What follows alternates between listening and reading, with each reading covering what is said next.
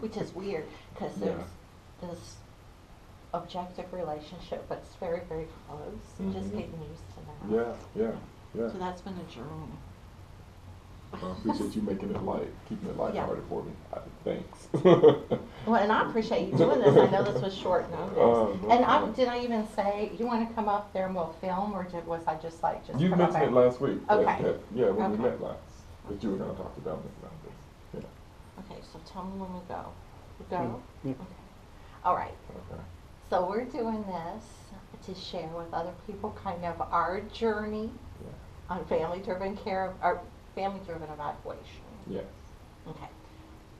And maybe, I guess we should introduce ourselves. I'm Joy Hogue, to everyone out there. And I'm the Executive Director of Families as Allies. And I'm Rodney Washington. I'm the Evaluator for System of Care. Okay. And we're just going to share a little bit of our journey with the hopes that it will maybe help some others. So I'll talk about where we had this opportunity. Well, you and I were already talking with the type of contract you have. We look at it every 3 months and say what would be most helpful. And you and I had already started talking about what would it look like if we really looked at this idea of what does family-driven evaluation look like and even mean. And then we had this opportunity from the Federation where they were asking the same thing. So it all just came together. But I was going to tell my little story about, to me, this is just kind of a metaphor and sets the groundwork for the whole thing for me. And that was, as you know, I thought that that I had your phone number on my phone. Yeah. And I kept texting you because we had this wonderful idea about family-driven evaluation. So every time we had this opportunity to do something, I was texting you and going, because thinking this would be great for you to come do this part. And I kept thinking, I wonder why Rodney's not coming. Right. But then every time I would text, then Betty, one of our family partners, would show up, and I would think, that's great that she's here. But I wonder why Rodney's not here. And I'm sure everyone watching this will know what happened. But, and then we had that retreat at my house. Right. And I had texted you, and then Betty got there, and she's like, why do you keep texting me? I think that I'm Rodney. So that's when we realized, and then I called you, and you were so kind when I was like, you'll never believe what I did, but then I thought, you know me, and you'll believe what we did. Yeah. But for me, that just kind of set the tone of something I needed to think about, and that was that I thought I was really reaching out about family-driven care, and I thought I had good messaging, but it wasn't even getting to where it needed to go. So that made me stop and think about, I think the biggest thing I've thought about through this process is how do I need to look at myself and what I'm trying to say, and not assume that you should just get family-driven care. What do I need to do to make sure I'm texting the right person at the right number? But anyway. Yeah, but I think you were really great about really explaining, because I thought I had an understanding of family-driven care, particularly as an evaluator. My thing has always been, you get a handle on the project, and you map out the blueprint for how you're going to collect the data. And the data is the primary thing. And that's sort of in contradiction to the family-driven care model. And so when you took the time that day to really sit down and spend about an hour and a half in here really going through that model, I left with a different sense of this is really collaborative from the ground up. And it's not just about the outcome of the data, but the journey, how you get there with the inclusiveness of the families. And so I really appreciated you taking that kind of time to individually show me, how this model actually works. Because I thought I knew, but I was coming really out of the evaluation lens singularly, and not with consideration to how does this engagement piece, how does the involvement piece actually look in order to get to those data outcomes. And so that was really important for me. Well, that means, and it really does mean a lot to me that you said that, because one thing we've looked at as a family-run organization is, I think one of the commonest is not a word, one of the most common feelings we have, not so much with evaluation, but just with things that happen around here, is how come people don't understand what we are? Yeah. And how come they don't understand this? And you and I have talked about this. Then it really dawned on me, hey, I'm the director here, and I need to help people understand who's going to tell them if we don't. Right. And that's on us. It's not like there's another organization out there that will tell them what family-driven care is, and then Right. they call over here and are already all set up. That we really need to look at our messaging. So that time that we spent together, Sure. which you would have been able to do with other people if I would have been texting you at the right number, but I was glad it worked out the way it did, because then we got to talk so much. Sure. But one thing that had happened with that is I had realized we've got to take responsibility for sharing that message of what is family-driven care. Right. And explaining it, making sure that everyone in our organization is explaining it the same way, that PowerPoint that we developed, Yeah. everyone can give, and it makes sense if you're giving it to a room full of people at a church who've never heard of you or heard family-driven care, if you're giving it to a group of families, if you're giving it to the evaluator one-on-one, when Sure. you forgot to text them at the right number, that it always works. So to me, I was so glad we had that opportunity and that it fit for you, but it was also good for me because that seemed, it was affirmation that Yeah. that particular way we were explaining it worked. Yes, absolutely. And I think that for me, a lot of the training and evaluation, you have some leeway to improvise and fill in some gaps. But what appears to be gaps is really not gaps. It's just an open-ended process that with the family involvement piece. It doesn't mean that I need to stick my component into that part of the model. So I really left with a deeper understanding on how I need to sort of go back and revisit, some more groundwork on how this model works through the resources that you gave me, and really redefine how the methods will look in a practical sense. Because if it only makes sense to the evaluator and it is separate and distinct from the model, then it's really not productive in the end, even if great data comes out of it. Right. And so I think like I said, I think it's really important because I really thought I had a handle on it until we really started unpacking the process and how it starts to begin to end. And I think a lot of what you brought up even in the retreat, with making certain that your staff had an understanding of everybody speaking the same language, from the phone call to when the calls are done at the initial point of contact, to where that goes from that call and how the services look. You were adding there was a lot of uniformity to that I could get the evaluation piece from without trying to think that I had to create it. And so when you talked about those data points, that what I thought were data points were looking at the kind of the volume of calls and what the nature of the calls and the family need, and really having conversations around those. And so I think the path that we're on, in terms of really starting back with a fresh look at it, I think could really be productive toward establishing a really good model for system of care. Yeah, I think you're right. And one thing that happened for me is, and you're up here all the time. Yeah. Well, not all the Yeah, time, but yeah. you're up here a lot and you're in and out. I mean, you're just Mhm. one of us. Mm-hmm. And so, and I knew that different people had talked to you and you've done Yeah. a bunch of different stuff. So I was like, oh, he knows what family-driven Yeah, care is. And then yeah. when we started really Yeah. looking at it, it was not so Not much. so And much. again, that's because we Yeah. hadn't really consistently explained it and communicated in a way where it really made sense. And then I thought that was really exciting. That one thing that grew out of that is that helped us as a Mhm. family-run organization to see, yes, we absolutely want to support any initiative, including any system of care initiative. Its evaluation being family-driven. Sure. But how do we look at ourselves? Right. And here's this opportunity. We're Right. part of the System of Care project, and you're right here, and we're trying to figure all this out. Yeah. And so how can we, use evaluation and partner to make sure that all the things we're doing really are communicating what Yeah. family-driven care is and are responsive to families, and are more families coming to the table. And I think what was important another really important point for me was walking away, I've always done evaluation from my previous experiences with the work, being a person that did the family visits and direct contact with families.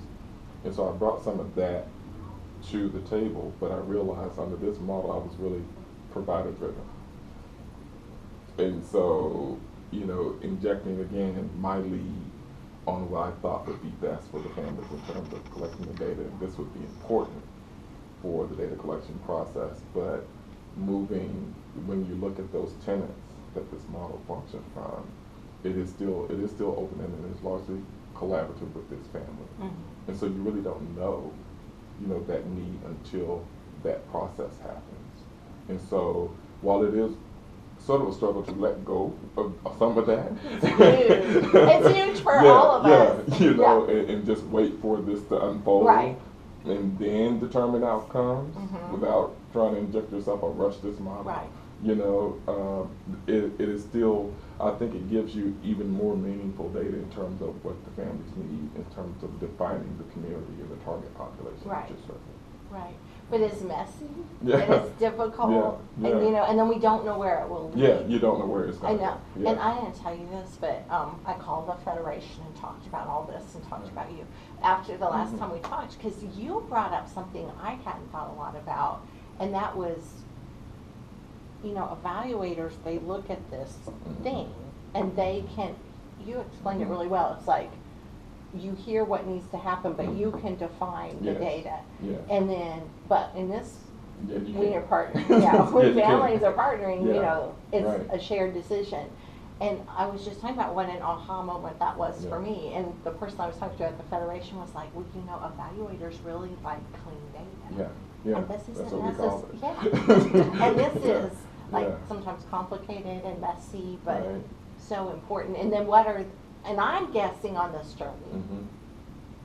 that you'll also be able to help us figure out, okay, so when it's complicated and messy, Mhm. the solution isn't necessarily to make it clean, but what do we do with that so we Yeah, can still yeah. learn from Yes, it? absolutely. How best do we use it, even if it's complicated and messy? Yeah. You know, but what are the common themes that are coming out of the complicated and messy part that's usable Right. in terms of that feeds back into the programming? Right. And so all of that, you know, there it's chaotic sometimes, but I think there's an awesome, you know, end goal to it. But it's just that control that sometimes evaluators think that I got it, and if I hand this blueprint out, then here are my data points, and everybody's going to collect from these points, and Don't then I can mess 'em report. up. Yeah, then I can get a really great report out of it. And so, but the reporting becomes primary, and the families become secondary. Right, right. And I think, because I know I think we started talking about this, but sometimes so many things have happened that Yeah. it happened in my head or Yeah. in my thoughts. But I think we also talked about, you and I both realized that if this really is going to be family driven, Yeah. we need to have the families who are actually Yeah. receiving the services helping us figure this out from the Right. very beginning. And then talking about like at our staff retreat, Mhm.